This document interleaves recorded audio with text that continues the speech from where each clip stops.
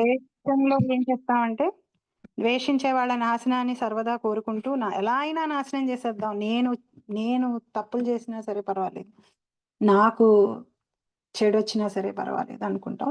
భయం, భయం కూడా మనకొక విషయం గురించి భయం ఉంటే, దాని గురించి కూడా ఎప్పుడూ మనం ఆలోచిస్తూనే ఉంటాం. సో, భక్తి భగవంతుడి గురించి ప్రేమ, భగవంతుడిని తీసుకొచ్చి ప్రేమతో హృదయంలో పెట్టుకోవాలంటే, భగవంతుడి గురించి ఎక్కువ విషయాలు తెలుస్తున్న కొద్దీ మనకి ప్రేమ పెరుగుతుంది. ఇప్పుడు మనల్ని ఎవరన్నా ప్రేమిస్తున్నారు అంటే, వాళ్ళ గురించి మనకి ఎక్కువ తెలుసుకోవాలని సహజంగా అనిపిస్తూ ఉంటుంది. మనం ప్రేమించే వాళ్ళ గురించి. వాళ్ళ విషయాలను ఎప్పుడూ వినాలనిపిస్తూ ఉంటుంది. మళ్ళీ మళ్ళీ చర్చించుకోవాలనిపిస్తూ ఉంటుంది మనకి. సో, ఇక్కడ భక్తి హృదయానికి సంబంధించింది. సో, 9.34 మన్మనాభవ మద్భక్తో మద్యాజీ మాం నమస్కురు మామే వైష్యసి యుక్తం వై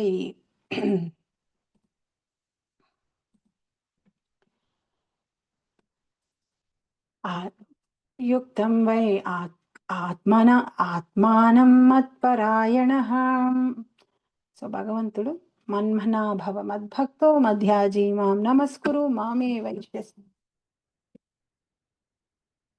అంతే.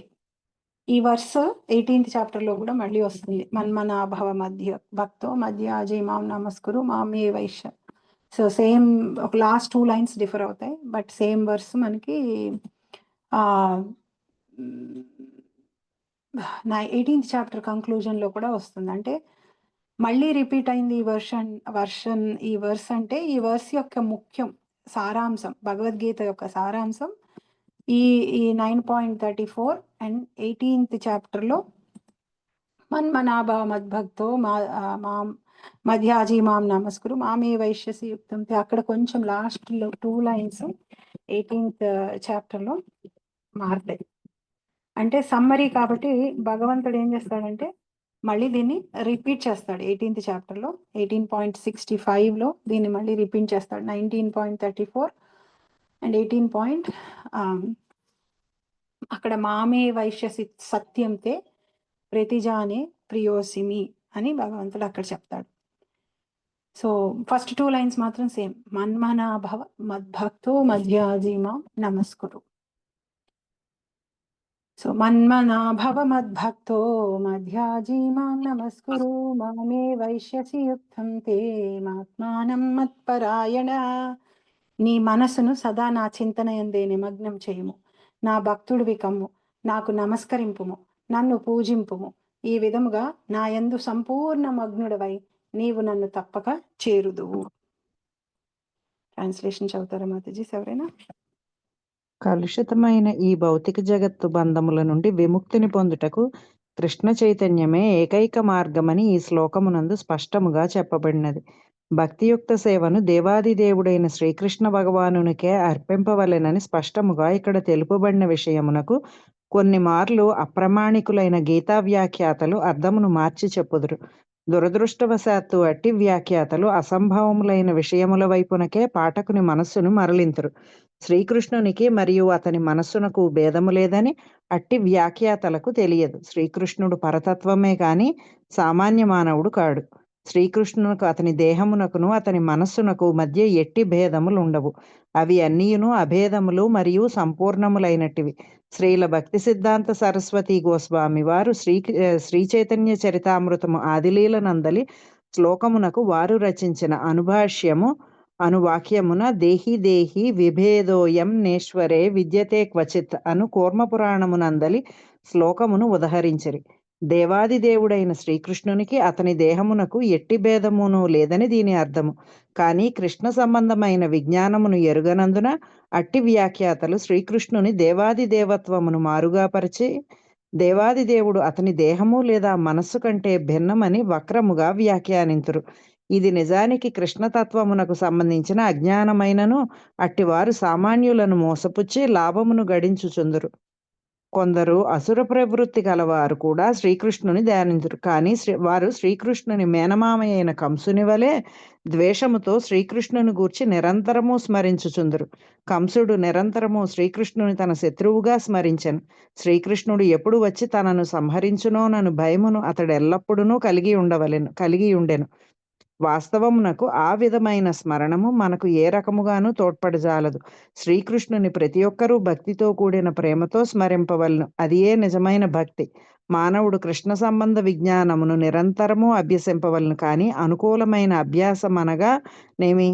ప్రామాణికుడైన గురువు నుండి గ్రహించునదే అట్టి అనుకూలమైన అభ్యాసము కాగలదు. శ్రీకృష్ణుడు దేవాది దేవుడనియు అతని దేహము భౌతికము కాదనియు సచ్చిదానందమైనట్టిదనియు ఎన్నోసార్లు వివరించి ఉంటిమి. శ్రీకృష్ణుని గూర్చిన ఇట్టి వివరణము మానవుడు భక్తుడగుటకు తోడ్పడును. అప్రమాణికుల వలన శ్రీకృష్ణుని మరొక విధముగా అవగాహన చేసుకొనుట నిరుపయోగమే కాగలదు. ఇది పెద్దదుంది మాతాజీ, ఎవరన్నా చదువుతారా ఇంకా?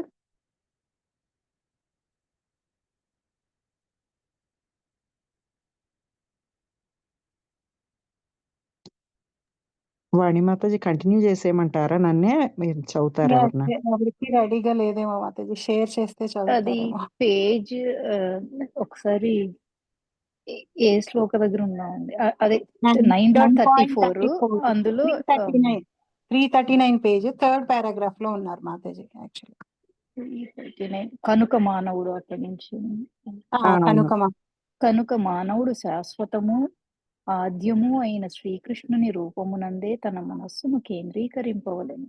శ్రీకృష్ణుని దేవాది దేవుడని పూర్వకముగా విశ్వసించి అతనిని ఆరాధింపవలెను. భారతదేశంలో శ్రీకృష్ణుని ఆరాధించుట కొరకై అనేక వేల మందిరములు కలవు. అక్కడ భక్తియుక్త సేవ నిరంతరము అభ్యసింపబడును. ఇట్లు అభ్యసించినప్పుడు ప్రతి ఒక్కరూ శ్రీకృష్ణునకు ప్రణామములు నర్పింపవలను. శ్రీ విగ్రహము ఎదుట శిరస్సును వంచి తమ మనోవాక్కాయ కర్మలన్నింటినీ భక్తి అందే నిమగ్నము కావింపవలెను. తద్వారా అన్యచింత లేకుండా మానవుడు కృష్ణ చైతన్యమునందు పరిపూర్ణముగా నెలకొనగలడు. ఇది అతడు కృష్ణలోకమును పొందుటకు తోడ్పడును. కనుక ఎవరును కపటులు అప్రాణికములు అయిన వ్యాఖ్యాతల రచనల వలన నిజమైన మార్గము నుండి వైదొలగరాదు. అతడు శ్రీకృష్ణుని గూర్చిన శ్రవణ కీర్తనలతో ఆరంభమగు నవవిధ భక్తియుక్త సేవ విధానమునందు నెలకొనగలను. అట్టి శుద్ధ భక్తియుక్త సేవయే మానవ సమాజమునకు లభించిన అత్యుత్తమ వరప్రసాదం. భగవద్గీత యందలి 7వ, 8వ ఊహాకల్పిత జ్ఞానమునకు, యోగమునకు, కామ్య కర్మములకును అతీతమైన శుద్ధ భక్తియుక్త సేవ స్పష్టముగా వివరింపబడినది. పూర్తిగా పవిత్రులు కాని వారు భగవానుని ఇతర తత్వములైన నిరాకార బ్రహ్మజ్యోతి మరియు పరమాత్మ వైపునకు ఆకర్షితులైనను శుద్ధ భక్తుడు మాత్రము దేవాది దేవుని ప్రత్యక్ష సేవని స్వీకరించును.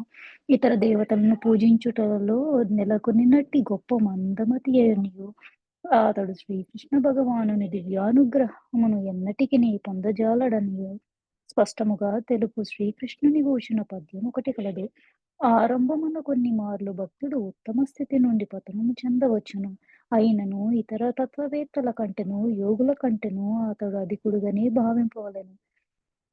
కృష్ణ చైతన్యమునందు నిరంతరము నెలకొని ఉండేది వాడు పరిపూర్ణుడైన సాధు పురుషుడు. యాదృచ్ఛికముగా జరుగు అతని పతనములు క్రమముగా నశించి నిస్సందేహముగా అతడు పరిపూర్ణ స్థితి యందు శీఘ్రమే నెలకొనగలడు.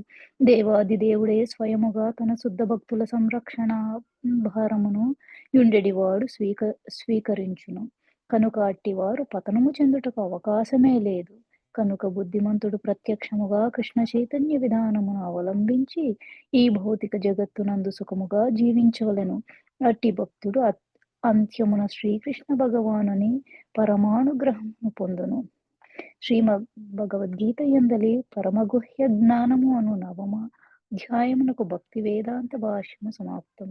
హరే కృష్ణ కృష్ణ కృష్ణ హరే హరే, హరే రామ రామ రామ హరే హరే. సో 7వ అధ్యాయంలో భగవంతుడు తన గురించి జ్ఞానాన్ని ఇచ్చాడు. అంటే తన గురించి తను ఎందుకు చెప్పుకున్నాడు అంటే, ఒక్కొక్కసారి మనకి మేలు చేసే వాళ్ళ గురించి అసలు తెలియదు. అంటే మనం ఎలా చిన్నపిల్లలు ఎలా అయితే అన్నీ వాళ్ళే చేస్తున్నానని అనుకుంటారో, ఒక్కొక్కసారి వెనకాలండి తల్లి తండ్రి పట్టుకుంటుంటే అది తెలీదు, వాళ్ళే చేస్తున్నారు అన్నీ అనే ఒక భావనలో ఉంటారు. సో ఎప్పుడైతే తల్లిదండ్రుల నుంచి కొంచెం దూరంగా వెళ్తారో అప్పుడు రియలైజ్ అవుతారో తల్లిదండ్రి మీద ప్రేమ పెరుగుతుంది, గ్రాటిట్యూడ్ పెరుగుతుంది నార్మల్ కండిషన్‌లో అయితే.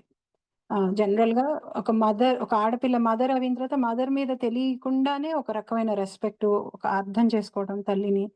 ఇంత కష్టపడి నన్ను డెలివర్ చేసిందని ఒక ఆటోమేటిక్‌గా ఆహ్,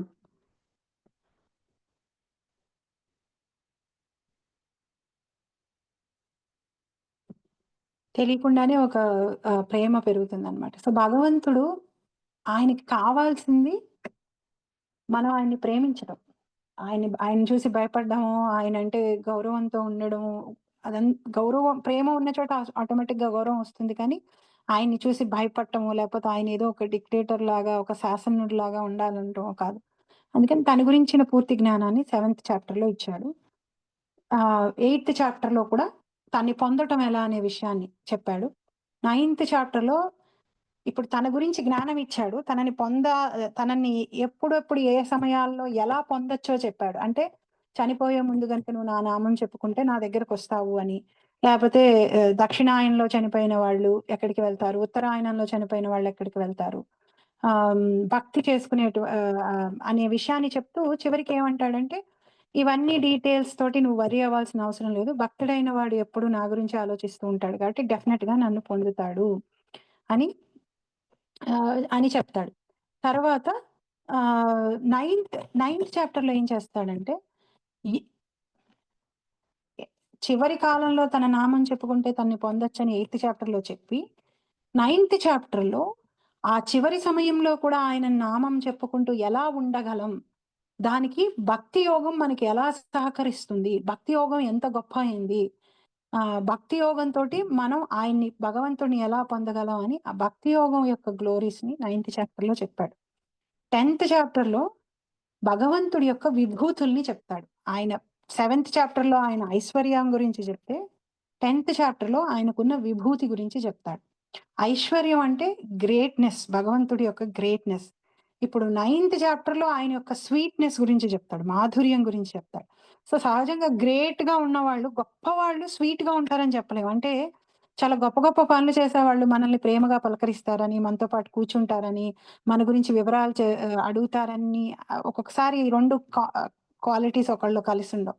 అంత గొప్పవాళ్ళు కూడా అంత స్వీట్‌గా మనల్ని అంత ఇష్టంగా పలకరిస్తూ, మనతో మాట్లాడుతూ ఉంటే ఇంకా వాళ్ళ మీద మనకి ప్రేమ పెరుగుతుందనమాట. సో, భగవంతుడి యొక్క ఈ డిఫరెంట్ యాస్పెక్ట్స్‌ని భగవంతుడే చెప్తున్నాడు. ఎందుకంటే ఆయన చెప్తే ఆయన గురించి మనం అర్థం చేసుకోలేం గాబట్టి, మనం మనకి ఆయన్ని అర్థం చేసుకోవాలనే ఇంట్రెస్టు ఫస్ట్ ఉండదు. ఆ రుచి మనకుండదు. ఆయనిచ్చే వస్తువుల మీద ఇంట్రెస్ట్ ఉంటుంది. ఆయనిచ్చేటువంటి రక్షణ మీద ఇంట్రెస్ట్ ఉంటుంది.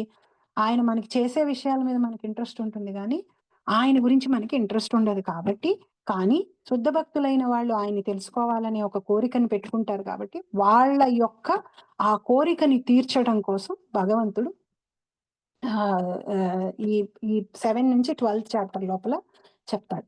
సో, ఇదేదో మనకి కొత్తగా కనిపించే లక్షణం కాదు. మీకెవరైనా ఒక ఫేవరెట్ యాక్ట్రెసో ఉంటే నా చిన్నతనంలో నేను చూసేదాన్ని. ఒక పోస్ట్ కార్డ్స్ లాగా వచ్చేవన్నమాట. సో, వాళ్ళకిష్టమైన ఫేవరెట్ యాక్టర్స్ పోస్ట్ కార్డ్స్‌ని వాళ్ళు సేకరించి పెట్టుకుంటారు. వాళ్ళకి సంబంధించిన ప్రతి న్యూస్ కటింగు చదువుతారు. వాళ్ళ గురించి ప్రతి వివరం తెలుసుకోవాలనుకుంటారు. వాళ్ళకేమిష్టం? ఏం చేస్తున్నారు? వాళ్ళెక్కడికెళ్లారు అని. సో, ఈవెన్ టుడే అలాగే ఉంది. మీడియమ్స్ వేరే అయినాయి. సోషల్ మీడియాలో తెలుస్తూ ఉంటుందేమో కానీ, బట్ స్టిల్ ఈ రోజుకి కూడా మనకిష్టమైన వాళ్ళ గురించి తెలుసుకోవడానికి మనం ఏమాత్రం ఇబ్బంది పడము. అదొక భారం కింద, బాధ్యత కింద ఫీల్ అవ్వమనమాట. సో, శుద్ధ భక్తులకు కూడా ఎంత చెప్పినా, ఎన్ని సార్లు చెప్పినా భగవంతుడి గురించి వినటానికి సిద్ధంగా ఉంటారు. తెలుసుకోవడానికి ఆతృతను చూపిస్తూ ఉంటారు. చెప్పిన విషయాన్నే మళ్ళీ నెమరేసుకొని ఆయన గురించి తలుచుకుంటూ ఉంటారు కాబట్టి, భగవంతుడు 7-12 చాప్టర్ లోపల ఆయన గురించి, ఆయన ఐశ్వర్యము, ఆయన విభూతులు, ఆయన మాధుర్యం, ఆయన్ని పొందటం ఎలా, భక్తి యోగం ద్వారా ఎంత తేలిగ్గా ఆయన్ని పొందొచ్చు అనే విషయాన్ని బ్రహ్మాండంగా ఎక్స్‌ప్లెయిన్ చేస్తున్నాడనమాట. సో, ఈ ఈ శ్లోక భగవంతుడిని పొందాలి అంటే ఏం చేయాలి అనడానికి ఆహ్, ఆహ్, ఒక ఎగ్జాంపుల్ లాగా అన్నమాట. సాధారణంగా మనందరం ఎలా ఎక్స్‌పీరియన్స్ చేసుంటామంటే ఇప్పటి వరకు భక్తి, మనం ఒక గుడిలోకెళ్ళి కూర్చున్నప్పుడు మనకి ప్రశాంతంగా ఉంటుంది. ఒక నామం చెప్పుకున్నప్పుడు మనకి హాయిగా ఉంటుంది. లేకపోతే ఒక హోలీ ప్లేస్‌కి వెళ్ళాము అంటే, ఎక్కడైనా ఒక తీర్థయాత్రకి వెళ్ళామంటే, అబ్బా! చాలా రిఫ్రెషింగ్‌గా ఉంది నా మైండ్‌కిది. ఇది ఎంత బావుందో అని అనిపిస్తుంది. అక్కడ వరకే కనుక భక్తిని ఆపేస్తే, అది కేవలం ఒక ఎమోషన్ అవుతుంది. మనం ఫీల్ అవుతున్నాం అంతే. భక్తి ఎప్పుడు 2 డైరెక్షనల్. 1 డైరెక్షనల్ కాదు. ప్రేమ ఎప్పుడు 2 డైరెక్షనల్. ప్రేమ ఎప్పుడు 1 డైరెక్షనల్ కాదు. మీరు మీకిష్టమైన వాళ్ళని ప్రేమిస్తుంటే సోఫాలో కూర్చుని వాళ్ళ గురించి తలుచుకుంటూ, వాళ్ళ గురించి ఆలోచిస్తూ, అబ్బా! ఇది చాలా బావుంది. చిన్నప్పుడు ఇట్లా ఉండేది. ఆహ్, పెద్దయిన తర్వాత ఇట్లా ఉన్నారు. లేపోతే వాళ్ళతో మాట్లాడినప్పుడు ఇట్లా అనిపిచ్చింది అని అక్ అని అని ఆలోచించి ఆపేయరు. వాళ్ళు మీ ముందరుంటే వాళ్ళకేదైనా చెయ్యాలనుకుంటారు మీరు. వాళ్ళకేదన్నా వాళ్ళు వాళ్ళు మీ దగ్గరలోనో గనుక ఉంటే, వాళ్ళ దగ్గరెళ్లి కూర్చొని వాళ్ళతో మాట్లాడడం, లేపోతే వాళ్ళకి ఏమైనా కావాలంటే వండి పెట్టడం, వాళ్ళకి ఏమైనా హెల్ప్ చేయాలంటే చేయడం. ప్రేమని యాక్షన్స్ రూపంలో ప్రదర్శిస్తాం మనం. నిజమైన ప్రేమ ఎమోషన్ వరకు ఆగిపోదనమాట. ఎమోషన్‌ని దాటి యాక్షన్స్‌లోకి వస్తుంది. ఎమోషన్స్ దగ్గరే ఆగిపోతే అది ఓన్లీ వన్ వే డైరెక్షనే. మనం ఓన్లీ తీసుకుంటున్నాం భగవంతుడి నుంచి అంతే. భగవంతుడి నామం చెప్పుకోవడం వల్ల ప్రశాంతత లభిస్తుంది. ఆ ప్రశాంతతని అనుభవిస్తున్నాం. భగవంతుడి నామం చెప్పుకోవడం వల్ల పాపాలు పోయి సుఖం వస్తుంది. ఆ సుఖాన్ని అనుభవిస్తున్నాం. భగవంతుడి నామం చెప్పుకోవడం వల్ల ఐశ్వర్యం వస్తుంది. ఆ ఐశ్వర్యాన్ని అనుభవిస్తున్నాం. సో, అన్నీ వన్ డైరెక్షనలే చేస్తున్నాం కానీ మనం ఏమి ఇవ్వడం లేదు భగవంతుడికి. సో, ఎమోషన్ ఎప్పుడూ కూడా, ప్రేమ ఎప్పుడూ కూడా, డివోషన్ ఎప్పుడూ కూడా అక్కడితో ఆగిపోదు. ప్రేమ ఉంది అంటే యాక్షన్స్‌లోకొస్తుందది. ఏదైనా చేయడం అసలు చెప్పక్కర్లేదు ఎవరు ప్రత్యేకంగా. ఎంత అలిసిపోయినా, మీకు ప్రేమ ఉన్న విషయం, మీకు ప్యాషన్ ఉన్న విషయం, మీకసలు బరువుగా, కష్టంగా అనిపించనే అనిపించదు. చాలా ఈజీగా చేసేస్తూ ఉంటాం. కష్టం అనిపిస్తోంది, బరువుగా అనిపిస్తోంది అంటే అక్కడ మనకి ఇంట్రెస్ట్ లేదో, ప్యాషన్ లేదో, ప్రేమ లేదో ఏదో ఒక కారణం వల్ల మనకది ఇబ్బందిగా అనిపిస్తూ ఉంటుందన్నమాట. సో, ఎప్పుడూ కూడా భక్తిని కేవలం ఒక ఎమోషనల్ లాగా, ఒక ఫీలింగ్ లాగా ఆపేయటానికి వదిలిపెట్టేయమని భగవంతుడు చెప్పట్లేదక్కడ. It's two way. One way కాదు. ఎప్పుడు భగవంతుడి నుంచి తీసుకోవడమే కాదు. మన హృదయాన్ని, మనల్ని మనం, మన ప్రేమని భగవంతుడికివ్వడం గూడా. మన దగ్గర చాలా సార్లు చాలామంది ఏమనుకుంటూ ఉంటారంటే, నేనంత గొప్పదాన్ని కాదు. ఆహ్, నేను నేను భగవంతుడికివ్వడానికి నేను పెద్ద దాన ధర్మాలు చేయలేనండి టెంపుల్‌కి. లేపోతే నేను ప్రతిసారి అర్చన చేయించుకోలేను. ప్రతిసారి అభిషేకం చేయించలేను. ఉండి చేయించుకోపోతే అది సిన్సియారిటీ లేకపోవటం. మన దగ్గర బోలెడు డబ్బులుండి, మనం అవే డబ్బులు వేరే అనవసరమైన వాటికి ఖర్చు పెడుతూ, భగవంతుడికివ్వడానికి కనుక మనం వెనక ముందు ఆలోచిస్తూ ఉంటే, అది మనం నిజాయితీగా లేనట్టు అది వేరే కేటగరీలోకి వెళ్ళిపోతుంది. దానికి శిక్ష దానికి ఖచ్చితంగా అక్కడ మనం సిన్సియర్‌గా లేనట్టే, మనకి భగవంతుడి మీద ప్రేమ లేనట్టే. సో, ఆ కేటగరీ పీపుల్ గురించి నేను మాట్లాడట్లేదు. సెకండ్ కేటగరీ ఉంటారు. నిజంగానే ఉండవు. ఫండ్స్ ఉండవు వాళ్ళ దగ్గర. లేపోతే నిజంగానే వాళ్ళకి ఆ శక్తి ఉండదు. ఉపవాసం చేసే శక్తి ఉండదు. ఏ కారణం చేతైనా ఆరోగ్యం బాగోదు. మందులేసేసుకోవాలి. ఉపవాసం చేయలేరు. గంటలు గంటలు కూర్చొని పూజలు అవన్నీ చేయలేరు. మంత్రాలు రావు ఫస్టు. ఎలా చేయాలో తెలీదు. ఏం చేయాలో తెలీదు. నైవేద్యాలు వండటం చేత కాదు. లేకపోతే అంత ఆస్టరిటీగా ఉండడం చేత కాదు. సో, మనం జనరల్‌గా ఏమనుకుంటూ ఉంటాం, నా దగ్గర భగవంతుడికి ఇవ్వడానికి ఏమీ లేదు అని, ఇవ్వడానికి ఉన్నాయి అన్న లక్షణాలను చూసినప్పుడు భౌతికమైన విషయాల్ని చూస్తూ ఉంటాం మనం. నా దగ్గర డబ్బులున్నాయా? నేనేమన్నా చేస్తున్నానా అని. కానీ భక్తికి ఈ భౌతిక విషయాలు కావాల్సిన అవసరం లేదు. మనం ఇవ్వాల్సింది ముఖ్యంగా ఏంటి అంటే, మన మనసు, మన హృదయం. మనల్ని మనం భగవంతుడికి అర్పించుకోవడం. భక్తి మనకి ఆ అవకాశాన్నిస్తుంది. భగవంతుడికి మన దగ్గర డబ్బులు లేకపోయినా, మనం ఏది చేయించలేకపోయినా, మనం వరీ అవ్వాల్సిన అవసరం లేదు. మనమేం భగవంతుడి ప్రేమకి దూరం అయిపోము. మనల్ని మనం, మన మనసుని మనం భగవంతుడికి అర్పించుకోవచ్చు. నేనేది భౌతికంగా, మెటీరియల్‌గా వాల్యుబుల్ థింగ్ ఏది భగవంతుడికి ఇవ్వలేకపోతున్నానే అని బాధపడాల్సిన అవసరం లేదు. మన కాన్షియస్‌నెస్‌ని, మన చిత్తాన్ని, మన హృదయాల్లో భగవంతుడిని పెట్టుకొని నిత్యం భగవంతుడిని తలుచుకుంటూ ఉంటే గనక, మన్మనా భవ మద్భక్తో మన్మనా భవ. మనసులో, హృదయంలో ఎప్పుడూ నా గురించి తలుచుకో. అంటే మనం ఇవ్వగలిగే బెస్ట్ ఆఫరింగ్ ఏంటి భగవంతుడికి? మనల్ని మనం సమర్పించుకోవడం. మన మన హృదయాన్ని, మన కాన్షియస్‌నెస్‌ని ఇవ్వడం అన్నమాట. భౌతికమైన విషయాలు ఎన్నిచ్చినా వీటిలో మాత్రం వేరే ఏదైనా పెట్టుకొని, భౌతికంగా బయటికి చూడ్డానికి మనం బిగ్గెస్ట్ డోనర్ అవ్వచ్చు. 24 గంటలు మనం టెంపుల్‌లోనే కనిపించొచ్చు. ముందు వెనక పరిగెడుతూ అటు ఇటు తిరుగుతూ పనులు చేస్తున్నట్టుగా అనిపించొచ్చు. అన్ని అన్ని క్లాసెస్ అటెండ్ అయ్యి మనం వింటున్నట్టుగా, చదువుతున్నట్టుగా అనిపించొచ్చు కానీ, మన హృదయం నిండా భగవంతుడు కాకుండా వేరే రకరకాల ఫీలింగ్స్ ఉంటే మన ఆఫరింగ్ అంత గ్రేట్ ఆఫరింగ్ కాదు. పనికిరానిది అయిపోతుందని అనను. డెఫినిట్‌గా అవన్నీ పనికొస్తాయి. అవన్నీ కూడా మనల్ని ఎదిగేటట్టుగా చేస్తాయి. కానీ మన హృదయం, మన కాన్షియస్‌నెస్ భగవంతుడి పాదాల దగ్గర లేనప్పుడు ఎక్కువ కాలం వీటిని మనం ఆఫర్ చేస్తూ వెళ్ళలేమనమాట. ఎక్కడ మనం హృదయం ఉందో అక్కడికి మనం వెళ్ళిపోతాం కాబట్టి. అదే విధంగా భక్తి మనల్ని ఎప్పుడైతే మన హృదయంలో మనం భగవంతుడిని పెట్టుకుంటామో, జీవితంలో మెటీరియల్ వస్తువులు లేనప్పుడు మన హృదయాన్ని మనం ఇస్తాం. అలాగే మనకి ఒక్కొక్కసారి సిట్యుయేషన్స్‌లో ఎమోషనల్‌గా గూడా మనకి లైఫ్ బాగోదు ఒక్కొక్కసారి. మనం విపరీతమైన మన జీవితంలో మనకు అనుకోని సంఘటనలు జరుగుతూ ఉండొచ్చు. ఆహ్, లేకపోతే మనకి కష్టాలొచ్చుండొచ్చు, బాధల్లో ఉండొచ్చు. అలాంటి పరిస్థితుల్లో కూడా మనము వేరే వేరే పనులు చేయలేకపోవచ్చు. నల నిండా స్నానాలు, నదీ స్నానాలు, తీర్థయాత్ర ప్రయాణాలు, లేకపోతే పొద్దునుంచి సాయంత్రం వరకు గుడిలో ఏదైనా కార్యక్రమం జరుగుతుంటే కూర్చొని చూడడం, ఇవన్నీ మనం చేయలేకపోవచ్చు. కానీ భగవంతుడిని గనక మనసులో తలుచుకుంటూ ఉంటూ, భగవంతుడిని గనక ఆ కనెక్షన్ గనక మనం ఏర్పరచుకొని మన కాన్షియస్‌నెస్‌ని గనక భగవంతుడితోటి కనెక్ట్ చేసుకున్నామంటే, ఎలాంటి తుఫాను తుఫానుకరమైన పరిస్థితిలో అయినా మన మనసు ప్రశాంతంగా ఉంటుంది. మనకొక క్లారిటీ వస్తుంది. మనకొక తృప్తి లభిస్తుంది. చాలా సార్లు మన జీవితంలో మనకి కష్టాలు ఎదురవుతున్నప్పుడు చాలా రెస్ట్‌లెస్‌గా ఉంటాం. ఏం చేయాలో తెలీదు. యాంగ్జైటీగా ఉంటుంది. స్ట్రెస్‌గా ఉంటుంది.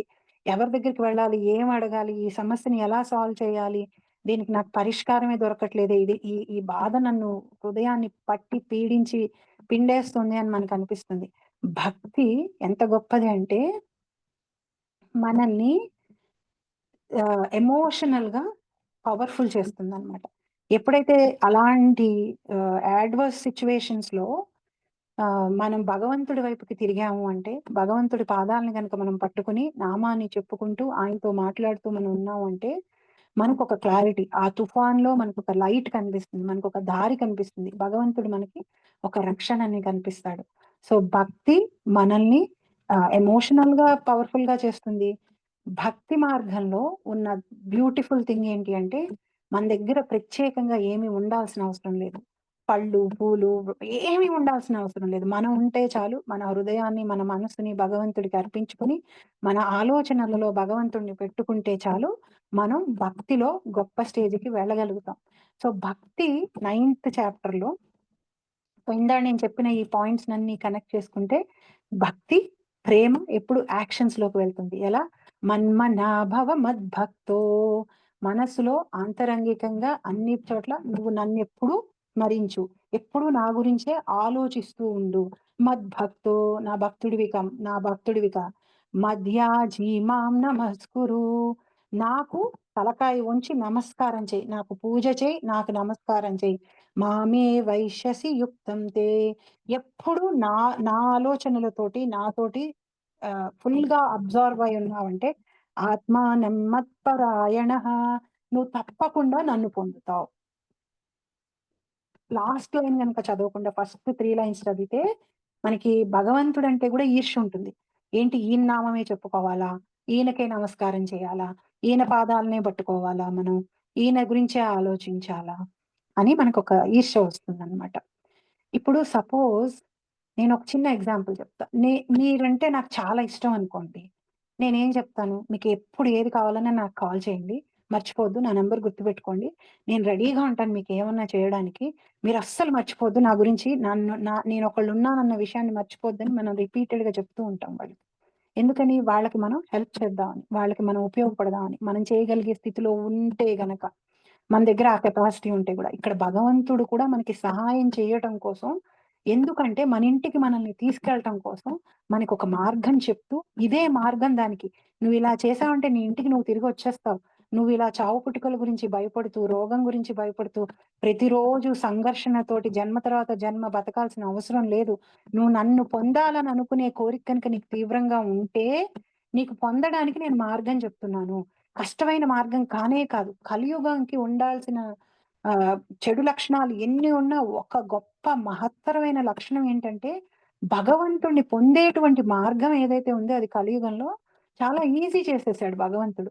కేవలం ఆయన గురించి తలుస్తూ ఆయన నామం చెప్పుకుంటే చాలు మనం ఆయన్ని పొందగలం. సో, నాకు నమస్కారం చెయ్యి, నాకు పూజ చెయ్యి, నా భక్తుడివిగా అంటే ఇవన్నీ యాక్షన్స్ అన్నమాట. నాకు భక్తుంది కానీ నేను ఆయనకి పూజ చేయను. నాకు భక్తుంది గానీ నేను నా నా నా తలకాయ భగవంతుడి ముందు వంచి నమస్కారం చెయ్యను. భక్తి, ప్రేమ ఉన్నప్పుడు ఇవన్నీ యాక్షన్స్ లోకి ఆటోమేటిక్‌గా వచ్చేస్తాయన్నమాట. భక్తి యొక్క వైభవాన్ని ఈ అధ్యాయంలో ఈ చాప్టర్‌లో చెప్తూ వాటిని మనం గనుక సమ్మరైజ్ చేసుకుంటే భక్తి చాలా సింపుల్‌గా ప్రాక్టీస్ చేయొచ్చు. సుసుఖం 9.2 లోనే చెప్పేశాడు. చాలా తేలికగా భక్తిని మనం ప్రాక్టీస్ చేయొచ్చు. మనకి డబ్బులు ఉండాల్సిన అవసరం లేదు. మనకి కాంటాక్ట్స్ ఉండాల్సిన అవసరం లేదు. మనం ఒక చోటకి వెళ్ళాల్సిన అవసరం లేదు.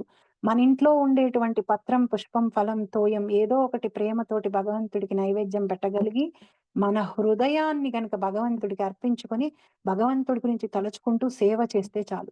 మిగతా ఏవి అవసరం లేదు. ఏ రోజు కూడా ఏవో లేవనో, ఏవో చేయలేదనో బాధపడాల్సిన అవసరం లేదు. అయ్యో! వాళ్ళందరూ గుడికెళ్ళిపోయి పొద్దునుంచి సాయంత్రం వరకు ఉంటున్నారు.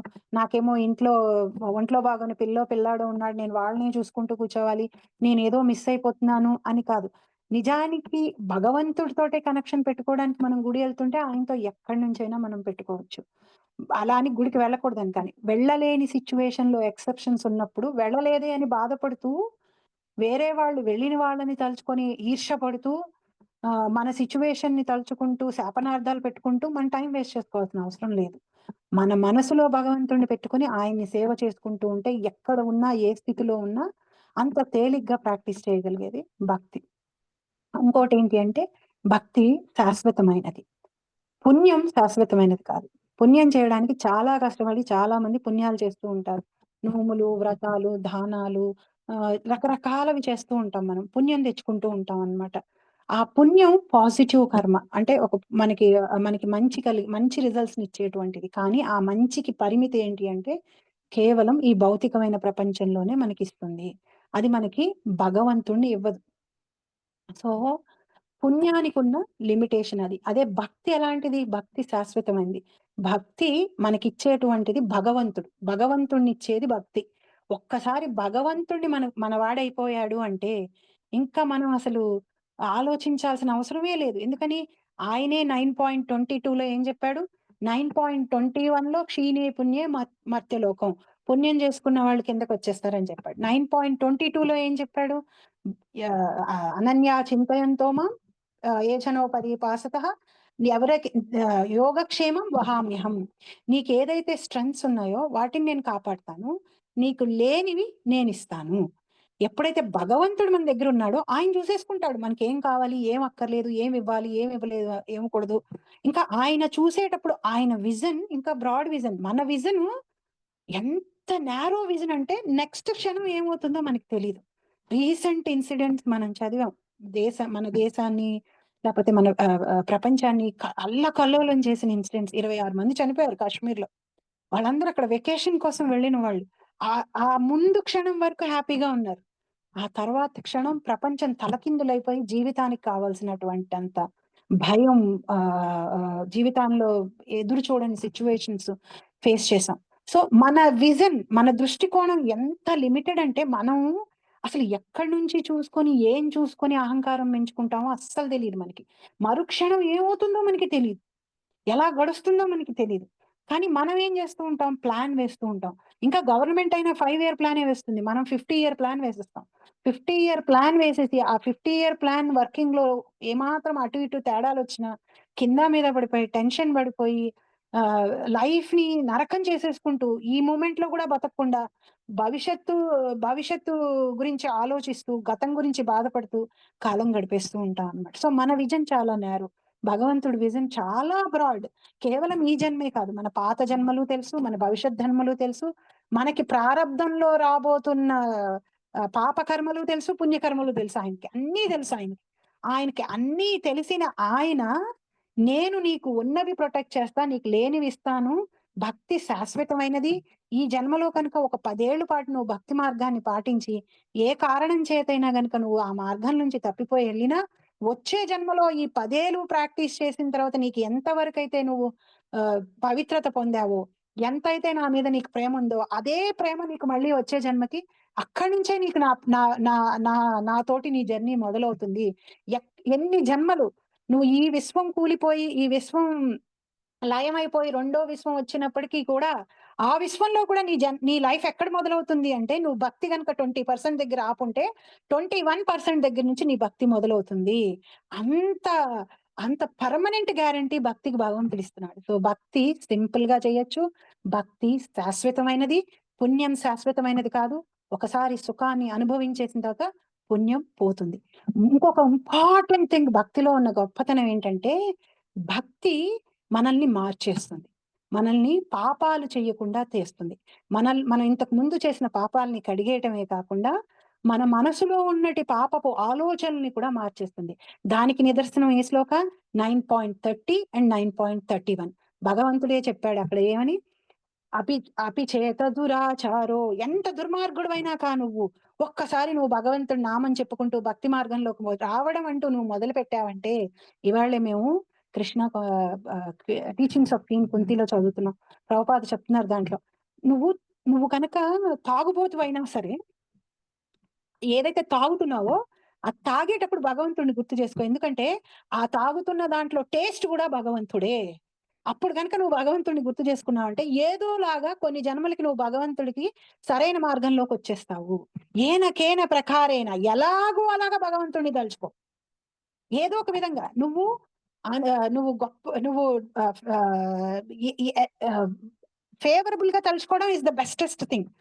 ఏదో ఒక విధంగా నువ్వు భగవంతుడిని తలుచుకోవడానికి ప్రయత్నం చేయి, నిన్ను అది బాగుపరిచేస్తుంది అని చెప్పాడు. సో నువ్వు ఎంత దుర్మార్గుడమైనా పర్వాలేదు, ఎంత చెడ్డ పనులు చేస్తున్నా పర్వాలేదు, ఆ రోజు నువ్వు ఏం చేసినా పర్వాలేదు, నామం మాత్రం చెప్పుకో.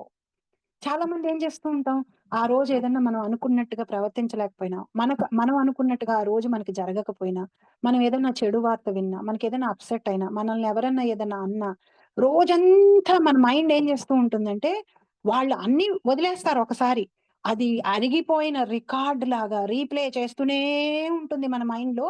అండ్ మనం దాన్ని ఎంటర్టైన్ చేస్తూనే ఉంటాం, రిపీటెడ్ షో చూస్తూ ఉంటాం మనం. అది మనల్ని హర్ట్ చేస్తున్న విషయం అయినా సరే, మనం రిపీటెడ్ గా చూస్తూ ఏం చేస్తూ ఉంటాం, బాధపడుతూ ఉంటాం. బాధపడి ఏం చేస్తాం, ఆ బాధను అక్కడితో ఆపం.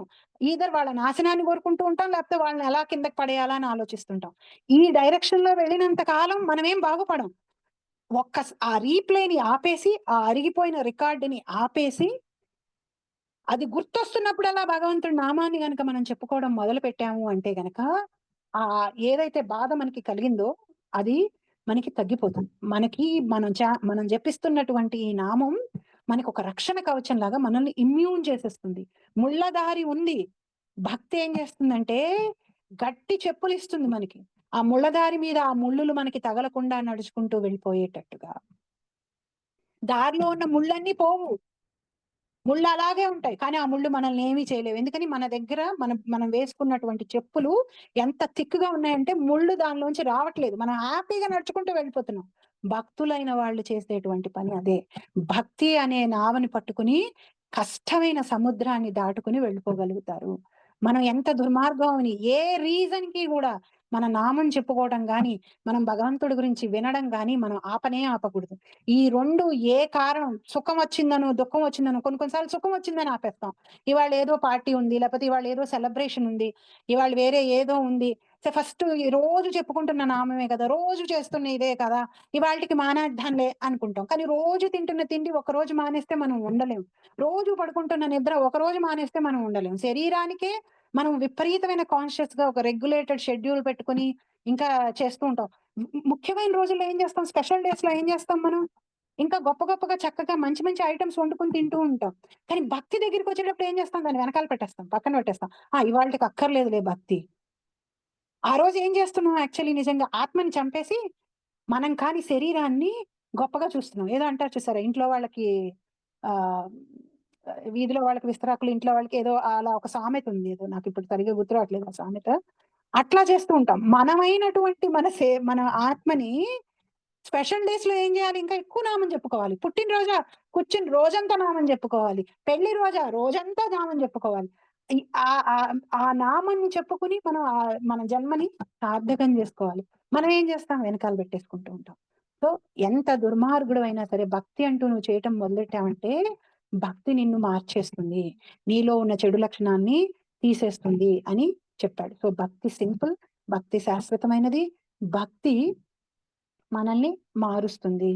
ఇంకోటి ఏంటంటే భక్తి ఎవరైనా పాటించవచ్చు. బ్రాహ్మణులు, క్షత్రియులు, శూద్రులు, వైశ్యులు, తక్కువ జన్మలో వాళ్ళు, చదువుకున్న వాళ్ళు, చదువుకోలేని వాళ్ళు, సరిగా పద్ధతులు తెలిసిన వాళ్ళు, పద్ధతులు తెలియని వాళ్ళు, ఎవరైనా యూనివర్సల్ భక్తి. ఎవరైనా నామం చెప్పుకోవచ్చు, ఎవరైనా భగవంతుడి గురించి వినొచ్చు, ఎవరైనా ఏదైనా సేవ భగవంతుడికి చేయొచ్చు. ఏ ప్రీ క్వాలిఫికేషన్ అవసరం లేదు. ఎటువంటి ప్రీ క్వాలిఫికేషన్ అవసరం లేదు. కొన్ని పూజలు చేయడానికి, కొన్ని యజ్ఞాలు, యాగాలు చేయడానికి ప్రీ క్వాలిఫికేషన్స్ అవసరం. వాళ్ళు యజ్ఞోపవేతం వేసుకున్న వాళ్ళు అయి ఉండాలి, మాంసాహారం తిననిటి వాటి అయి ఉండాలి, వేదం గురుముఖంగా చదువుకొని ఆ మంత్రాలు చెప్పేటువంటి అర్హత కలిగి ఉండాలి. ఇవన్నీ ఉన్నాయి. కానీ భక్తికి అవేం లేవు. భక్తికి అవేమీ అవసరం లేదు. నామం చెప్పుకోవడానికి ఏమీ అవసరం లేదు. అసలు ఏది మానేయక్కర్లేదు, ఏది వదిలేయక్కర్లేదు, ఎవరిని వదిలేయక్కర్లేదు. కేవలం భగవంతుడిని మన యొక్క లైఫ్ లో యాడ్ చేసుకోవాలంతే. సో భక్తి యొక్క వైభవాల్ని ఈ 9.34 లో భగవంతుడు హృదయాన్ని అర్పించి మనసులో పెట్టుకొని నువ్వు పూర్తిగా గనక దీన్ని ప్రాక్టీస్ చేశావు అంటే నీకు లభించేటి ఫలం ఏంటి? నువ్వు నన్ను పొందుతావు అనే విషయాన్ని భక్తుడిని మనసును సదా నా చింతన యందే నిమగ్నము చేయము, నా భక్తుడివి కమ్ము, నాకు నమస్కరింపుము, నన్ను పూజింపుము, ఈ విధముగా నా యందు సంపూర్ణ మగ్నుడవై నీవు నన్ను తప్పక చేరుదువు, నువ్వు నా లోకానికి వచ్చేస్తావు అని చెప్పి భగవంతుడు చాలా వండర్ఫుల్ గా ఈ శ్లోకాల్లో చెప్పాడు. పర్పట్లో చదివిన పాయింట్స్ అన్నిటినీ కూడా నేను ఆల్మోస్ట్ టచ్ చేశాను. కలుషితమైన ఈ భౌతిక జగత్తు బంధముల నుండి విముక్తిని పొందుటకు శ్రీకృష్ణ చైతన్యమే ఏకైక మార్గమని ఈ శ్లోకమునందు స్పష్టంగా చెప్పబడింది. భక్తియుక్త సేవను దేవాది దేవుడైన శ్రీకృష్ణ భగవానునికే అర్పింపవలనని స్పష్టంగా ఇక్కడ తెలుపబడిన విషయముకు కొన్ని మార్లు అప్రామాణికులైన గీతా వ్యాఖ్యలు అర్థము మార్చి చెప్పుతారు. సో ఈ పాయింట్ నేను మిస్ చేశాను. ఈ మామ్ అనే పదాన్ని కొంతమంది ఏం చేస్తారంటే దీన్ని రీప్లేస్ చేసేసి కృష్ణుడు కాకుండా వేరేది పెడుతూ ఉంటారు ఆ ప్లేస్ లో. ఈ భగవద్గీతని ఎంత చండాలంగా ట్రాన్స్లేట్ చేశారు అంటే కొంతమంది అక్కడ ఒక దెయ్యాన్ని పెట్టిన వాళ్ళు కూడా ఉన్నారు అనమాట. ఇక్కడ మాట్లాడుతుంది భగవంతుడు మామ్ అని ఆయన పేరు చెప్తున్నాడు. సో ఒక్కొక్కసారి మనం ఏం చేస్తామంటేనండి, ఇది నేను ఈ మధ్య కాలంలో చాలా మందిలో గమనిస్తున్నాను ఏంటంటే టూ మచ్ గా in between the lines read చేస్తాం అనమాట. ఇది అసలు ఆపేయాలి. ఇది చాలా ప్రాబ్లం. వాళ్ళు ఒక మాట చెప్పుంటారు. మనం ఏం చేస్తామంటే దాన్ని వాళ్ళు చెప్పని ఒక 10 యాడ్ చేసుకుంటాం. ఇందుకే ఇలా అనుంటారు, అందుకే ఇలా అనుంటారు, ఇలా అంటున్నారు కానీ వేరే మీనింగ్ అయి ఉంటుంది వెనకాల, లేకపోతే ఇలా అస్సలు read in between the lines అని మనకి చెప్తాము. But we should not also read too much in between the lines. ఈ మధ్య కాలంలో మనం చేసేది ఏంటంటే too much in between the lines మనం చదివేస్తాం. చదివేసి ఏం చేస్తూ ఉంటాం, మనమే ఒక 10 ప్లాన్స్ వేసేస్తాం అనమాట. వాళ్ళు మాట్లాడిన ఒక సెంటెన్స్ కి వాళ్ళు పాపం ఒకే అర్థంతో చెప్పుంటారు. ఆ రోజు ఏ కారణం చేతో వాళ్ళకి టైం లేక ఇలాబరేట్ చేసి ఎక్స్ప్లెయిన్ చేయకుండా ఒక చిన్న వర్డ్ ఇచ్చేసి వదిలిపెట్టేసి ఉంటారు. నిజంగా మనకి వాళ్ళ గురించి పూర్తిగా తెలిసి వాళ్ళ మీద ప్రేమ ఉన్న వాళ్ళమైతే డైరెక్ట్ మీనింగ్ తీసుకుంటాం. ఇప్పుడు ప్రాబ్లం ఏంటంటే మనం వాళ్ళు చెప్పిన మీనింగ్ కాకుండా మిగతా 9 మీనింగ్స్ తీసుకుంటాం మనం. తీసుకుని మనమే ఒక ఐడియా ఫ్రేమ్ చేసేసుకొని మన యాక్షన్ కూడా చేసేస్తూ ఉంటాం వాటి మీద. మనం ఒక ఒపీనియన్ ఫామ్ చేసేసుకుని ఉంటాం. ఒపీనియన్ ఫామ్ చేసేసుకుని వీళ్ళు నన్ను అంటానికే అన్నారు ఈ మాట అని నెక్స్ట్ టైం వాళ్ళని మనం ఎలా అనాలా, ఇండైరెక్ట్ గా ఎలా అనాలా, డైరెక్ట్ గా కాకుండా ఇండైరెక్ట్ గా వీళ్ళకి ఎలా చెప్పాలా, మనం వీళ్ళకి లాస్ట్ టైం నన్ను అన్నారు పాపం ఆ అన్న వాళ్ళకి నిజంగా వాళ్ళు ఒక్క మీనింగ్ తోటి అన్నారు కాబట్టి వీళ్ళు ఇండైరెక్ట్ గా అంటుంది కూడా వాళ్ళకి అర్థం కాదు. కానీ మనం ఏం చేసేసాం, మనం స్పెక్యులేట్ చేసేసి టూ మచ్ గా బిట్వీన్ ద లైన్స్ చదివేసేసి మనం ఊహించేసేసుకొని దాని మీద యాక్షన్స్ కూడా చేసేస్తున్నాం. సో ఎవరైనా ఏదన్నా మనకి ఒక మాట చెప్పారనుకోండి, వాళ్ళకి తెలుసు వాళ్ళు ఎందుకు అది చెప్పారు. కానీ మనం we don't need to go behind and read that in between lines. మనం వాళ్ళు చెప్పిన మాటని చెప్పినట్టుగా కనుక మనం తీసుకున్నామంటే మన లైఫ్ బాగుంటుంది. టూ మచ్‌గా స్పెక్యులేట్ చేసి, ఆలోచించి, వాళ్ళు చెయ్యంది వాళ్ళకి ఆపాదిస్తూ మనం గనక పాపం చేశామంటే, మనం మనల్ని మనం నాశనం చేసుకున్నట్టు అవుతుంది. ఒకవేళ వాళ్ళు చెప్పింది చెప్పినట్టు తీసుకొని, వాళ్ళకి వేరే ఉద్దేశ్యం ఏదన్నా ఉందా కానీ, అప్పుడు బాల్ ఎవరి కోర్ట్‌లో ఉంటుందంటే వాళ్ళ కోర్ట్‌లో ఉంటుంది. ఎందుకంటే, వాళ్ళు ఒకటి అనుకోని, ఒకటి చెప్పారు కాబట్టి తప్పు చేసింది వాళ్ళు కాబట్టి బాల్ వాళ్ళ కోర్ట్‌లో ఉంటుంది. కానీ మనం ఏం చేస్తున్నాం? వాళ్ళు ఒకటి చెప్తే మనం దానికి 10 అనుకుని, ఆ 10 అనుకున్న వాటిని ప్రకారం వాళ్ళని జడ్జ్ చేసి మనం గనక యాక్షన్స్ చేశాము అంటే మనం రాంగ్‌లో ఉంటాం. సో, చెప్పింది చెప్పినట్టు తీసుకుంటే చాలా హ్యాపీగా ఉంటుంది. నేనివాళ రాలేను, నాకు ఒంట్లో బాలేదని ఎవరో అన్నారనుకో, నిజమే పాపం ఒంట్లో బాగుండదేమో, అందుకే రాట్లేదేమో అక్కడికి వదిలేసేయాలి. లేదు మొన్న అక్కడ కనిపించింది, పొద్దున ఇక్కడ కనిపించింది, అక్కడైతే వచ్చింది, ఇక్కడైతే రాదు, నా దానికి ఇలాగే చెప్తుంది. ఇంకా మనం హిస్టరీ అంతా తవ్వాల్సిన అవసరం లేదసలు. ఏం అవసరం లేదు. Because it's not needed. కానీ మనం చేస్తాం. సో, ఈ భగవద్గీతలో గూడా ఇప్పుడు చేసే జనాలందరూ ఏంటంటే, they read so much in between lines. మామని అక్కడ భగవంతుడు చెప్తుంటే దాన్ని తీసేసి వేరే పెడతారనమాట. ప్రముఖ పాపులర్ ట్రాన్స్‌లేషన్స్‌లో గూడా మీకు కనిపిస్తాయి అవి. సో, వెరీ ఇంపార్టెంట్ పరంపరాగతంగా చదవడం. దురదృష్టవశాత్తు అట్టి వ్యాఖ్యాతలు అసంభవములైన విషయముల వైపునికే పాఠకుని మనస్సును మరలింతురు. శ్రీకృష్ణుని మరియు అతని మనసుకు భేదము లేదని అట్టి వ్యాఖ్యాతలకు తెలియదు. శ్రీకృష్ణుడు పరతత్వమే గాని సామాన్య మానవుడు కాడు. శ్రీకృష్ణునికు అతని దేహమునకు అతని మనసుకు మధ్య ఎట్టి భేదములుండవు. అవన్నీయు అభేదములు మరియు సంపూర్ణములైనటివి. శ్రీల భక్తి సిద్ధాంత సరస్వతి గోస్వామి వారు శ్రీ చైతన్య చరితామృతం నందలి శ్లోకమును వారు రచించిన అనుభాష్యము వ్యాఖ్యానము దేహాదేహి విభోదోయే నేశ్వరే విద్యతే క్వచిత్ అను కూర్మ పురాణమునందలి శ్లోకమును ఉదహరించిరి. దేవాది దేవుడైన శ్రీకృష్ణుడికి అతని దేహమునకు ఎట్టి భేదము లేదని దీని అర్థం. కానీ కృష్ణ సంబంధమైన విజ్ఞానం ఎరుగునందున అట్టి వ్యాఖ్యాతలు శ్రీకృష్ణుని దేవాది దేవి తత్వమును మారుగా పరిచి, అంటే మనం వేరు, మన మైండ్ వేరు. మనకి 3 శరీరాలుంటాయి. ఒకటి మన కళ్ళకు కనిపించే భౌతిక శరీరం, ఒకటి మనకి కనిపించినటువంటి సూక్ష్మ శరీరం, మనసు, బుద్ధి, అహంకారం, 10 వాయువులతోటి తయారు చేయబడినటువంటి వాయు శరీరం. భగవంతుడికి అన్ని దివ్యమైనవే. అన్నిటికి వేటి మధ్య తేడా లేదు. అన్ని భగవంతుడే. అంటే భగవంతుడు కళ్ళతో అయినా తినగలడు, భగవంతుడు కాళ్ళతో అయినా తినగలడు, భగవంతుడు చూస్తూ తినగలడు. ఆ నైవేద్యం పెట్టినప్పుడు చాలా మందికి డౌట్ వస్తుంది. అన్నీ అక్కడే ఉంది కదా! మనం నైవేద్యం పెడితే భగవంతుడు ఎక్కడ తిన్నాడు అని. తిని దాన్ని మళ్ళీ సంపూర్ణంగా చేయగలడు. సో, భగవంతుడు ఏ అవయవం అయినా ఏ పనైనా చేయగలదు. ఏ అవయవానికి ఒకటి దానికి ఇంకో దానికి భేదం లేదు. అన్నీ దివ్యమైనవే. భగవంతుడి మనసుకి, భగవంతుడికి డిఫరెన్స్ లేదు. మనం దివ్యమైన వాళ్ళం. మన మనసు భౌతికమైనది. భగవంతుడికి అన్నీ దివ్యమైనవే. కొందరు అసుర ప్రవృత్తి గలవారు శ్రీకృష్ణుని ధ్యానింతురు. వారు శ్రీకృష్ణుని మేనమామ కంసులు. ఇది మనం చెప్పుకున్నాం గదా! ద్వేషం. ద్వేషం ఏం చేస్తుందంటే ద్వేషం, భయం, ఈర్ష్య ఇవి కూడా ఎప్పుడు మనం ఎవరి పట్ల ఈ ఫీలింగ్స్ ఉన్నాయో మనకి వాళ్ళ గురించే ఆలోచించేటట్టుగా మనల్ని చేస్తుంది. సో, చాలా ప్రేమైనా మనం ఎవరి మీదైనా పెట్టుకోవచ్చు కానియండి, ఈ 3 మాత్రం సాధ్యమైనంత వరకు ఎవరి మీద పెట్టుకోకూడదు. ఎందుకంటే ఇవి ఆక్యుపై చేసినంతగా మన మనసు, మన హృదయాన్ని ప్రేమ గూడా ఆక్యుపై చేయదు. ద్వేషం, ఈర్ష్య, కోపం ఇలాంటి నెగెటివ్ ఫీలింగ్స్ ఏవైతే ఉన్నాయో, ఇవి ఎవ్వరి పట్ల పెట్టుకోకూడదు మనం. ఎందుకంటే ఇవి వాళ్ళ గురించే మనం ఎక్కువ ఆలోచిస్తాం. కంసుడు నిరంతరం శ్రీకృష్ణుని తన శత్రువుగా స్మరించెను. శ్రీకృష్ణుడు ఎప్పుడు వచ్చి తనను సంహరించుకొనునో భయమును అతడెల్లప్పుడును కలిగి ఉండెను. వాస్తవమునకు ఆ విధమైన స్మరణము మనకి ఏ రకముగాను తోడ్పడజాలదు. శ్రీకృష్ణుని ప్రతి ఒక్కరూ భక్తితో కూడిన ప్రేమతో స్మరింపవలెను. అదే నిజమైన భక్తి.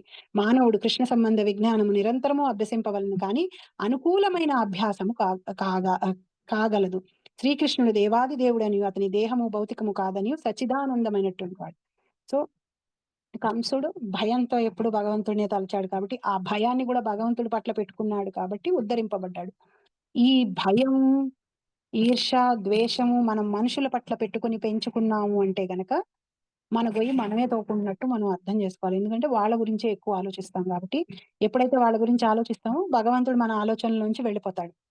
కనుక మానవుడు శాశ్వతము, ఆద్యము అయిన శ్రీకృష్ణుని రూపమునందే తన మనస్సును కేంద్రీకరింపవలెను. సో, కంసుడు ద్వేషంతో భగవంతుడు తలిచాడు కదండీ! నేను కూడా ద్వేషంతో భగవంతుడిని తలుస్తాను, అది ఎగ్జాంపుల్‌గా తీసుకుంటాను అని అనకూడదు. ఫేవరబుల్‌గా మనం వెళ్ళాలి. భగవంతుడిని భక్తితోటి తలుచుకుంటూ ఉండాలి. భగవంతుడి రూపాన్ని నమో పంకజనాభాయ, నమో పంకజనేత్రాయ, నమో పంకజాంగే. ఎంత వండర్ఫుల్ వర్స్ కుంతీదేవి చెప్తుందో. పద్మముల వంటి నేత్రాలు, పద్మముల వంటి నాభి కలవాడ, పద్మముల వంటి పాదం కలవాడ, ఎప్పుడూ నీ మెడలో పద్మాలతోటి మాల వేసుకున్నటువంటి భగవంతుడా అని, అలాంటి ఆ భగవంతుడి రూపాన్ని పైనుంచి కింద వరకు, కింద నుంచి పై వరకు మనసులో ఎప్పుడూ ధ్యానం చేస్తూ నామం చెప్పుకోవాలి. నామం చెప్పుకుంటున్న ప్రతి నామము ఆ కమలాన్ని మనం ఆయన పాదాల దగ్గర వేస్తున్నట్టుగా, ఆ త్రిభంగ రూపంలో ఉన్నటువంటి ఆ భగవంతుణ్ణి తలుచుకుంటూ అనుకూలంగా మనం ఆయన గురించి తలుచుకోవాలి. భక్తి యొక్క సేవ నిరంతరము అభ్యసింపబడును. ఇట్లు అభ్యసించినప్పుడు ప్రతి ఒక్కరూ శ్రీకృష్ణుని ప్రణామములు అర్పింపవలెను. శ్రీ విగ్రహము ఎదుట శిరస్సును వంచి తన మనోవాక్కాయ కర్మలన్నిటినీ భక్తి అందే నిమగ్నము కావాలెను. మనసు శిరస్సు ఎప్పుడైతే వంచుతామో, గుడికి వెళ్ళాము అంటే మనసు, వాక్కు, హృదయము, శరీరము అన్ని భగవంతుడి దగ్గరే ఉండాలి. వేరే ఎక్కడున్నా కానీ మనం వేస్ట్ చేసేసుకుంటున్నట్టే ఆ టైంని. అన్నీ భగవంతుడికి అర్పించి భగవంతుడి దగ్గర పెట్టుకోవాలి. ఇంట్లో ఉన్నా సరే నామం చెప్పుకుంటున్నప్పుడు మనసు, హృదయం అన్ని భగవంతుడి నామం పట్లే ఉండాలి. కృష్ణ చైతన్యం నందు పరిపూర్ణముగా నెలకొనగలడు. ఇది అతడు కృష్ణలోకమును పొందుటకు తోడ్పడును. ఇలా చేస్తే కనుక మనం భగవంతుడి రూపాన్ని, భగవంతుడి లోకాన్ని పొందుతాం. భగవద్గీత అందలి సప్తమ అష్టమ అధ్యాయులందరూ ఊహాకల్పిత జ్ఞానమునకు, యోగమునకు, కామ్యకర్మములకును అతీతమైన శుద్ధ భక్తి యొక్క సేవ స్పష్టంగా వివరించబడింది. నేను స్టార్టింగ్ చెప్పడం మొదలు పెట్టినట్టు 7th 8th క్యాంటోస్ లో 7th 8th చాప్టర్స్ లో క్లియర్ గా భగవంతుడు స్పెక్యులేషన్స్, భగవంతుడు ఇదేమో అదేమో అని కొంతమంది జ్ఞానం ఉన్న వాళ్ళు ఆలోచిస్తూ ఉంటారు. దానికి యోగం, ధ్యాన యోగానికి, కామ్య కర్మలు అంటే కర్మకాండ చేసేట వాళ్ళకి ఈ వీటన్నిటికీ కూడా పైన ఉంటుంది. అతీతమైనది భక్తి అనే విషయం క్లియర్ గా ఎస్టాబ్లిష్ చేసేసాడు. పూర్తిగా పవిత్రులు కాని వారు భగవానుని ఇతర తత్వములైన నిరాకార బ్రహ్మజ్యోతి మరియు పరమాత్మ వైపునకు ఆకర్షితులైనను, శుద్ధ భక్తుడు మాత్రం దేవాది దేవుని ప్రత్యక్ష సేవనే స్వీకరించును. భక్తుడైనటువంటి వాడు భగవంతుడి యొక్క ప్రత్యక్ష డైరెక్ట్ సేవ, ప్రత్యక్షావగా మనం ఇది ఏదో ఇస్కాన్ వాళ్ళు ప్రభుపాదో చెప్పిన మాట కాదు. డైరెక్ట్ సేవ అనే వర్డ్ 9.2లో భగవంతుడే చెప్పాడు. ఎప్పుడైతే నువ్వు నాకు భక్తి చేస్తావో అది నువ్వు నాకు చేసేటువంటి డైరెక్ట్ సేవ, నీకు ఎక్స్పీరియన్స్ వస్తుంది, నీకు రియలైజేషన్ వస్తుంది అని చెప్పి భగవంతుడు చెప్పాడు అక్కడ. శ్రీకృష్ణుని గురించి పద్యం ఒకటి కలదు. ఆరంభమున కొన్ని మార్లు భక్తుడు ఉత్తమ స్థితి నుండి పతనము చెందవచ్చును. ఆయనను ఇతర తత్వవేత్తల కంటేను, యోగుల కంటేను అతడు అధికుడనే భావింపవలెను. కృష్ణ చైతన్యమునందు నిరంతరము నెలకొని ఉండేడు వాడు పరిపూర్ణుడైన సాధు పురుషుడు. యాదృచ్ఛికంగా జరుగు అతని పతనములు క్రమముగా నశించి నిస్సందేహముగా ఎలాంటి వాళ్ళైనా యాక్సిడెంటల్ గా పడిపోయినా సరే భక్తి మార్గంలో కనుక ఉంటే డెఫినెట్ గా మనం మళ్ళీ రూట్ లోకి వస్తాం అనే విషయాన్ని భగవంతుడు మనకి చెప్పాడు. సో ఆ మాట ఇక్కడ. సో ఈ చాప్టర్ అతడు పరిపూర్ణ స్థితి అందే శీఘ్రమే నెలకొనగలడు. ఇది మళ్ళీ 9.30. ఏ రోజు కూడా గిల్ట్ ట్రిప్ అయిపోద్ది. ఎవరు కూడా ఏదైనా ఒక కారణం చేత చేయలేకపోయినా సరే ఇప్పుడు ఒక 10 రోజులు నామం చెప్పుకోలేదు కదా, ఇంకెలాగూ 10 రోజులు చెప్పుకోలేదు కదా, లేకపోతే నేను శ్రద్ధతో చెప్పుకోలేకపోతున్నాను కదా, ఏదోలే ఇంక మానేద్దాం అని మాత్రం మానేయద్దు. ఎందుకంటే భగవంతుడే చెప్పాడు, ఏన ప్రకారేణ, ఎలాగో అలాగా నామం చెప్పుకుంటూ ఉంటే గనక ఒక స్టేజ్కి వచ్చేటప్పటికి ఒక స్టెబిలిటీ మనకు వస్తుంది, ఒక ఫోకస్ మనకు వస్తుంది. సో ఏన ప్రకారేణ నేను శుద్ధ గోపికల్లాగా శుద్ధ భక్తుడు అయిన రోజు నేను నామం చెప్పుకుంటాను అనే రోజు అంతవరకు మనం వెయిట్ చేసామంటే ఆ రోజు ఎప్పటికీ రాదు. ఎందుకంటే మనకు అంత పవిత్రత లేదు. ఫుల్ పాపాలతో ఉండి ఆ పాపాలే మన భక్తికి మనం అడ్డుగా నిలుస్తున్నప్పుడు గోపికలంత శుద్ధ భక్తి స్టేజ్కి మనం వెళ్ళాలి అంటే మన పాపాలు పోవాలి అంటే నామం చెప్పుకోవడమే మనకి శ్రవణం, కీర్తనం ఈ రెండే మన దగ్గర ఉన్నటువంటి ఆయుధాలు. కలియుగంలో వేరే ఏ ఆయుధాలని పట్టుకున్నా కానీ చాలా కష్టమే. శ్రవణం, కీర్తనం అనే దాన్ని పట్టుకున్నామంటే మన పాపాలు తొలగిపోయినప్పుడు మనం శుద్ధ భక్తుల లెవెల్కి వెళ్తాం. ఎటువంటి ప్రీ క్వాలిఫికేషన్ అక్కర్లేదని భగవంతుడు చెప్తున్నప్పుడు మనకు మనంగా ప్రీ క్వాలిఫికేషన్స్ కావాలేమో అని పెట్టుకున్నామంటే మనకంటే తెలివి తక్కువ వాళ్ళు ఎవరు ఉండరు. ఇప్పుడు ఒక డాక్టర్ మీకు ఒక ప్రిస్క్రిప్షన్ ఇచ్చి ఇన్స్ట్రక్షన్స్ ఇచ్చి ఇలా ఫాలో అయ్యి మందు వేసుకోండి అంటే మనం చెప్పనివి, లేనివి, ఉన్నవి, వేరే వాళ్ళకి చెప్పినవి అవన్నీ కూడా మనం పెట్టుకున్నాం అనుకోండి, మనం సరిగ్గా దాని అడ్వాంటేజ్ తీసుకోలేమన్నమాట. దేవాది దేవుడే స్వయముగా తన శుద్ధ భక్తుల సంరక్షణ భారమును ఉండేవాడు. ఆయన మన రెస్పాన్సిబిలిటీ స్వీకరించును. కనుక అట్టి వారు పతనము చెందుటకు అవకాశమే లేదు. అజామిలుడి కథ కంటే బెస్టెస్ట్ ఎగ్జాంపుల్ మనకు అసలు ఏది అవసరమే లేదు. అజామిలుడు చేసినటువంటి పాపాలు ఎవ్వరూ చేయలేదు. ఫస్ట్ 25 years ఆఫ్ లైఫ్ అజామిలుడు చక్కగా భక్తి చేసుకున్నాడు. తల్లిదండ్రుల దగ్గర ఉన్నాడు, భార్యతోటి మంచి జీవితాన్ని గడిపాడు, చక్కగా ఉన్నాడు. ఒక్క ఇంద్రియం చాలు. మనకున్న 5 ఇంద్రియాలు నాశనం అయిపోక్కర్లేదు మనల్ని నాశనం చేయడానికి. ఒక్క ఇంద్రియం తప్పుదారి పట్టినా మనం నాశనం అయిపోతాం. జింక ఎలా అయితే వాసనకి అట్రాక్ట్ అయ్యి వెళ్ళి వేటగాడి వల్లో పడిపోతుందో, ఒక్క ఇంద్రియం దిక్కులు చూసినా సరే మనం నాశనం అయిపోతాం. ఒక్క ఇంద్రియంతో అజామినుడు ఏం చేశాడు? ఆ వేశ్యని కోరుకున్నాడు, ఆవిడతోటి కాపురం చేశాడు, బోల్డు మంది పిల్లల్ని కన్నాడు, వాళ్ళని పోషించటం కోసం హత్యలు చేశాడా, దోపిడీలు చేశాడా, అన్ని చెయ్యకూడని చెత్త పనులన్నీ చేశాడు. పిల్లవాడికి నారాయణ అని పేరు పెట్టుకున్నాడు. ఆ పిల్లవాడి మీద విపరీతమైన ప్రేమ. చనిపోయే ముందు 80 ఏళ్ల వయసుకి ఆ పిల్లాడినే చూస్తూ నారాయణ అది పట్రా, నారాయణ ఇది పట్రా, నారాయణ ఎక్కడున్నావు ఇక్కడ వచ్చి కూర్చో, ఇలా అంటూ ఉండేవాడు. కాబట్టి ఇప్పుడు నేను నారాయణ అంటున్నాను, నాకు మోక్షం వస్తుంది, నేను దేవుడి దగ్గరికి వెళ్ళిపోతాను అని అనలేదు నారాయణ. పిల్లవాడిని పిలవడం కోసం నారాయణ అన్నాడు. అనేటప్పటికల్లా ఇదిగో నువ్వు భగవంతుడి నామని చెప్పావని విష్ణు భట్టులు వచ్చి కూర్చున్నారు. అక్కడ ఏనకేన ప్రకారేణ ఎలాగో అలాగా నారాయణ నామం తీసుకున్నాడు.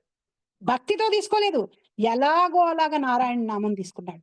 అంతే. విష్ణు భక్తులు యమభక్తులు ఇద్దరు దెబ్బలాడుకున్నారు. ఇద్దరు యమధర్మరాజు దగ్గరికి వెళ్ళాడు. ఆయన క్లియర్ గా ఎక్స్ప్లెయిన్ చేసి చెప్పాడు, వీళ్ళని నా దగ్గరికి తీసుకురా, వీళ్ళని నా దగ్గరికి తీసుకురాకు. ఎవరైతే మానవ జన్మ యొక్క విలువ తెలియకుండా మానవ జన్మంతా తింటం, తాగడం, తిరగడం, పడుకోవడం వీటిలోకే పెట్టేస్తారో వాళ్ళని తప్పకుండా నా దగ్గరికి తీసుకురా. ఎవరైతే ఒక్కసారైనా శ్రవణం, కీర్తనం, నామం చెప్పుకుంటారో వాళ్ళ జోలికి వెళ్లకు అని ఒక ఇన్స్ట్రక్షన్స్ అన్ని యమధర్మరాజు భట్లకి చెప్పాడు. అప్పుడు అజామిలుడికి ఇంకొక ఛాన్స్ ఇచ్చారు.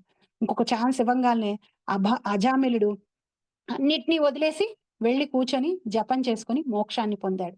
అంతకంటే వేరే ఎగ్జాంపుల్ మనకు అవసరం లేదు. ఎప్పుడైనా యాక్సిడెంటల్ గా తప్పు చేసినా మనం ఓవర్ గిల్ట్ అయిపోయి బాధపడాల్సిన అవసరం లేదు. అలాగే ఓవర్ పర్ఫెక్షనిస్ట్ లాగా నేను రోజు చేసేటట్టయితేనే చేస్తాను, రోజు చేయకపోతే నేను చేయను అని అలా కూడా ఆలోచించాల్సిన అవసరం లేదు. మనం ఏ స్థితిలో ఉన్నామో భగవంతుడికి తెలుసు, మనం ఎలా చేయగలమో కూడా భగవంతుడికి తెలుసు. అందుకనే ఆయన రూల్స్ ని రిలాక్స్ చేశాడు. ఇప్పుడు 10 మార్కులు కూడా రాని పిల్లాడు వచ్చి టీచర్ దగ్గర పర్లేదండి నేను పుస్తకం మొత్తం చదివేసేసి 100కి 100 తెచ్చుకుంటానంటే ఆ టీచర్ ఏమంటుంది? అక్కర్లేదు, ముందు ఈ 10 క్వశ్చన్స్ చదువు చాలు, ఇవి చదివి పాస్ అవ్వు, తర్వాత చూద్దాం 100 మార్క్స్ అంటుంది. మనం ప్రస్తుతం 10 మార్కులు కూడా స్కోర్ చేయలేని స్టేజ్ లో కలియుగంలో ఉన్నాం. విపరీతమైన కోరికలతోటి ఉన్నాం. మానవ జన్మ విలువ తెలియకుండా ఉన్నాం. మనం ఏమంటున్నాం అంటే, నేను లేదు నువ్వు నాకు 10 క్వశ్చన్స్ ఇవ్వడానికి వీల్లేదు, నేను కూర్చుని పుస్తకం మొత్తం చదివేసి 10 రోజుల్లో 100కి 100 తెచ్చేసుకుంటాను, నీ రిలాక్సేషన్స్ ఇవన్నీ నాకేం అక్కర్లేదు అని అంటే మనకంటే తెలివి తక్కువ వాళ్ళు ఎవరు ఉండరు. భగవంతుడికి తెలుసు అన్ని. తెలిసి నువ్వు ఎలాగో అలాగా నామని చెప్పు, ఎలాగోలాగో విను, భక్తి యొక్క వైభవం అది అని మనకి చెప్తున్నప్పుడు దాన్ని మనం అంటిపెట్టుకోవాలి. కనుక బుద్ధిమంతుడు ప్రత్యక్షముగా కృష్ణ చైతన్య విధానమును అవలంబించి ఈ భౌతిక జగత్తునందు సుఖముగా జీవించవలను. అట్టి భక్తుడు అంత్యమున శ్రీకృష్ణ భగవానుని పరమానుగ్రహమును పొందును. అంటే భక్తి చేస్తే ఇప్పుడు మనం కష్టాలు పడతామా అండి అంటే అప్పుడు ఈ లైన్ రాయరు ఇక్కడ. సుసుఖం అని భగవంతుడు కూడా చెప్పడు. 9.2లో భక్తి సుసుఖం అనే వర్డ్ ఆయన యూజ్ చేశాడు. ఆయన కూడా యూజ్ చేయడు ఆ మాటని. అంటే భక్తి గనక మనం ప్రాక్టీస్ చేస్తే మనం సుఖంగానే ఉంటాం. ఆ ధైర్యం మనకు ఉండాలి, ఆ నమ్మకం మనకు ఉండాలి, చివరికి భగవంతుడిని పొందుతాం. సో ఇది పరమ గుహ్య జ్ఞానం, కాన్ఫిడెన్షియల్ నాలెడ్జ్, భగవంతుడి గురించి చెప్పుతున్నటువంటి కాన్ఫిడెన్షియల్ నాలెడ్జ్. సో ఇంకా 10th చాప్టర్ నుంచి భగవంతుడు విభూతుల్ని చెప్పడం మొదలు పెడతాడు. 10.1 to 10.7 నా గురించి ఎవ్వరికీ పూర్తిగా తెలీదు, నేనే అన్నిటికీ ఆధారం అనే విషయానికి ఎగ్జాంపుల్స్ చెప్పుకుంటూ వెళ్తాడు భగవంతుడు. 8 నుంచి 11 చతుర్శ్లోకి భగవద్గీత అంటారు. అంటే ఈ 4 శ్లోకాలు ఇంపార్టెంట్ శ్లోకాలు. చతుశ్లోకి భగవద్గీత, చతుశ్లోకి భాగవతం లాగా. 12 to 18 అర్జునుడు భగవంతుడి యొక్క వైభవాన్ని యాక్సెప్ట్ చేసి ఇంకా వినాలని కోరుకుంటాడు. 19 నుంచి 42 వరకు ఏ విధంగా భగవంతుడు ఒక్కొక్క వస్తువులో తన విభూతి ఏంటో చెప్తాడనమాట. అందుకని ఈ చాప్టర్ యొక్క పేరు విభూతి యోగం. 10th చాప్టర్ ఒక సో 9th చాప్టర్ ఇక్కడికి మనం కంక్లూడ్ చేసుకున్నాం. ఎవరికైనా ఏమన్నా క్వశ్చన్స్ కానీ, కామెంట్స్ కానీ, ఎవరైనా ఫేవరెట్ వర్ష్ షేర్ చేసుకోవాలని